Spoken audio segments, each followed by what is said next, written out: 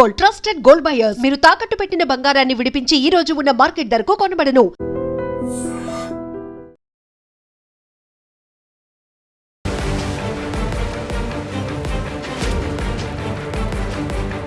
Welcome to iDream news. This is Pawan.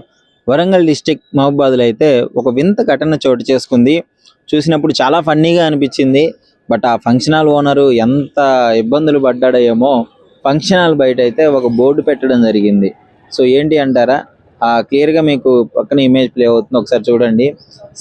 Function హాల్లో ఆ ఫంక్షన్కి సంబంధించిన వాళ్ళు కాకుండా వేరే వాళ్ళు ఎవరైనా దొరికారు అంటే డెఫినెట్లీ వాళ్ళకి 3 నెలలు జైలు శిక్ష లేదా 5,000 జరిమానా అని చెప్పేసి ఆయన బోర్డు పెట్టడం జరిగింది. మరి ఎందుకు అలా పెట్టాడంటే, పాపం రెగ్యులర్గా అక్కడ ఫంక్షన్స్ జరుగుతుంటే అక్కడ చుట్టుపక్కల వాళ్ళందరూ ఎవరు తెలియని వాళ్ళు వస్తున్నారంట, తిని వెళ్ళిపోతున్నారంట.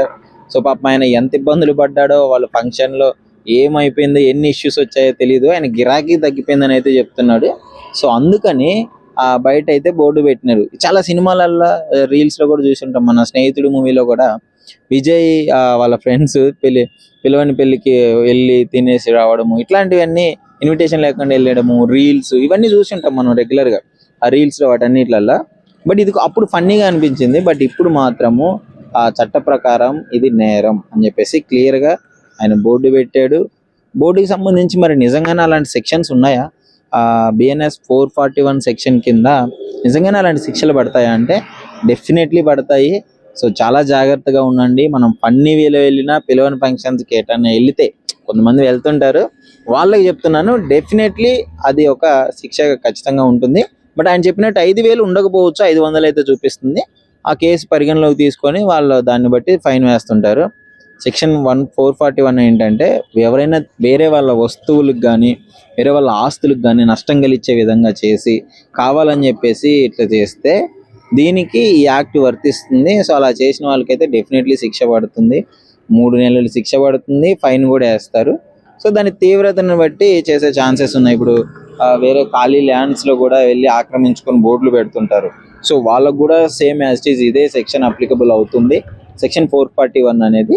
శిక్షలు మాత్రం 447 కింద వేస్తారు. సో దాన్ని తీవ్రతను బట్టి ఆ కేసు పరిగణలోకి తీసుకొని విచారించిన తర్వాత దాన్ని బట్టి శిక్షలు ఉంటాయి. బట్ ఇది కొంచెం ఫన్నీగా ఉంది. బోర్డే బయట పెట్టేంత ఆ ఓనర్కి కోపం తెప్పించారంటే, ఏ రేంజ్లో తెలియని వాళ్ళు ఫంక్షన్స్ జరిగినా ఏది జరిగినా కానీ అక్కడికి వస్తుంటారు. కాబట్టి ఆ హాలు యాజమాన్యం అయితే ఈ విధంగా బోర్డు పెట్టడం జరిగింది. మరి ఈ ఇన్సిడెంట్ మీద మీరేమనుకుంటున్నారు? డెఫినెట్లీ కామెంట్ రూపంలో తెలియజేయండి. And for more videos, please subscribe to iDream. Please subscribe to iDream. Please subscribe iDream. And please subscribe to iDream. For more videos, subscribe to iDream. please like, share and subscribe to the channel. Congratulations, iDream. Subscribe to iDream. Subscribe to iDream. So subscribe to iDream Media. iDream ki iDream team andarki huge congratulations. Please subscribe iDream Media.